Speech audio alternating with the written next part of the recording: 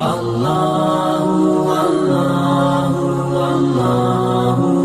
لله رب العالمين والعاقبة للمتقين والصلاة والسلام على النبي الأكرم وعلى آله وأصحابه أجمعين۔ دور قدیم کے جہلا بچیوں کو زمین میں زندہ دفن کر دیتے تھے اور دور حاضر کے جہلا اس کو ماں کے پیٹ میں ہی ختم کرا دیتے ہیں۔ بیٹیوں کی وجہ سے اسقاط حمل کے جرم میں دن بدن اضافہ ہو رہا ہے۔ بچی کی ولادت پر اسے اور اس کی ماں کو زندہ جلا دیا جاتا ہے۔ بیٹی جیسے معصوم رشتے کی پیدائش پر اس کی ماں کو طلاق دینے کی دھمکیاں دی جاتی ہیں، اور کبھی یک کے بعد دیگرے بیٹیوں کی پیدائش عورت کا جرم قرار دیا جاتا ہے۔ افسوس، مسلم معاشرے میں مشرکانہ اور جاہلانہ ذہنیت رواج پانے لگی ہے کہ بچیوں کو اپنے لیے باعث عار سمجھا جانے لگا ہے۔ بیٹی اللہ کا انمول تحفہ ہے۔ اسلام ہمیں یہ حکم دیتا ہے کہ بچی کی پیدائش کو منحوس نہ سمجھا جائے، بلکہ اس پر شکر ادا کرتے خوش ہونا چاہیے، اس کا اچھا اسلامی نام رکھنا چاہیے، اس کی تربیت میں کوئی کسر نہ چھوڑی جائے، عمدہ تعلیم سے اس کو آراستہ کیا جائے،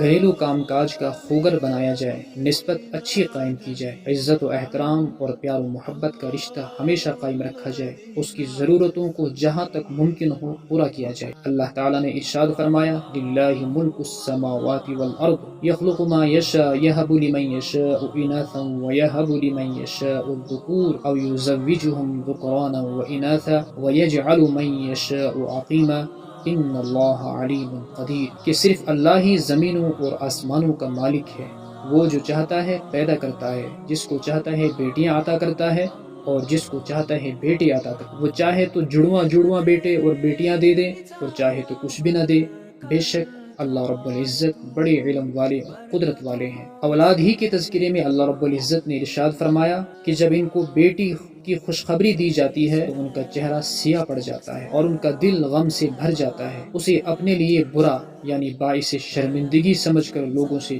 چھپتا پھرتا ہے، اور دل ہی دل میں یہ سوچتا ہے کہ اس کو ذلت برداشت کر کے اپنے پاس رہنے دوں یا اسے زمین میں گاڑ دوں۔ ان لوگوں نے کتنی بری باتیں از خود بنا ہی رکھی ہیں۔ یہ قرآن پاک کی آیت کا ترجمہ ہے۔ عرب کے بدو، گنوار اور اجڑ جو بیٹیوں کے پیدا ہوتے ہی ان کو زمین کی تاریکیوں کے حوالے کر دیتے، جو حلائے عرب کی فرسودہ سوچ کی منظر کشی کرتے ہوئے عبداللہ بن عباس رضی اللہ عنہ نے ایک موقع پر فرمایا کہ جب عورت کے یہاں پیدائش کا وقت قریب آتا تو زمین میں گڑھا کھود کر اسے وہاں بٹھا دیا جاتا، پھر اگر لڑکی پیدا ہوتی تو اسے اس گڑھے میں پھینک دیا جاتا اور اس پر مٹی ڈال دی جاتی، اور اگر لڑکا ہوتا تو اسے زندہ چھوڑ دیا جاتا۔ حضرت عائشہ رضی اللہ عنہا نے فرمایا کہ رسول اللہ صلی اللہ علیہ وسلم نے ایک موقع پر فرمایا، جس شخص کو بیٹیوں کے ذریعے آزمائش میں ڈالا گیا اس نے اس پر صبر کیا تو وہ بیٹیاں قیامت کے دن جہنم سے ڈھال بن جائیں گی۔ ام المومنین حضرت عائشہ صدیقہ رضی اللہ عنہا سے ہی ایک اور روایت ہے، کہتی ہیں کہ ایک مسکین عورت اپنی 2 بیٹیاں اٹھائے ہوئے میرے پاس آئی تو میں نے 3 کھجوریں اسے کھانے کے لیے دی، اس نے ان دونوں کو ایک ایک کھجور دے دی اور باقی ایک کھجور اپنے منہ کی طرف اٹھائی تاکہ اس کو کھائے،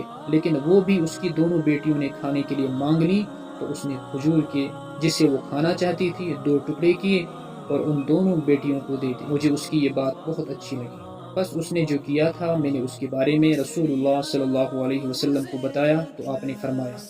یقیناً اللہ تعالیٰ نے اس کے اس عمل کی وجہ سے اس کے لیے جنت واجب کر دی، یا یوں فرمایا تھا اسے جہنم کی آگ سے آزاد فرما دیا ہے۔ بیٹیوں کے بارے میں حسن سلوک کے سلسلے میں حدیث کے اندر آتا ہے، نبی کریم صلی اللہ علیہ وسلم نے فرمایا کہ جس شخص کی بچی پیدا ہو وہ نہ تو اسے زندہ دفن کرے اور نہ ہی اس کے ساتھ برا سلوک کرے اور نہ اس پر اپنے لڑکے کو ترجیح دے، اللہ تعالیٰ اسے جنت میں داخل فرمائیں گے۔ ایک اور موقع پر حضرت ابو سعید خدری رضی اللہ عنہ نے نبی کریم صلی اللہ علیہ وسلم سے ایک روایت بیان فرمائی کہ جس شخص نے 3 بیٹیوں کی پرورش کی، انہیں اخلاقی معاشرتی ادب سکھلایا، ان کا نکاح کیا اور بعد میں ان کے ساتھ اس نے سلوک کیا تو اس کے لیے جنت واجب ہے۔ اللہ تعالیٰ عمل کی توفیق عطا فرمائے۔ السلام علیکم ورحمۃ اللہ وبرکاتہ۔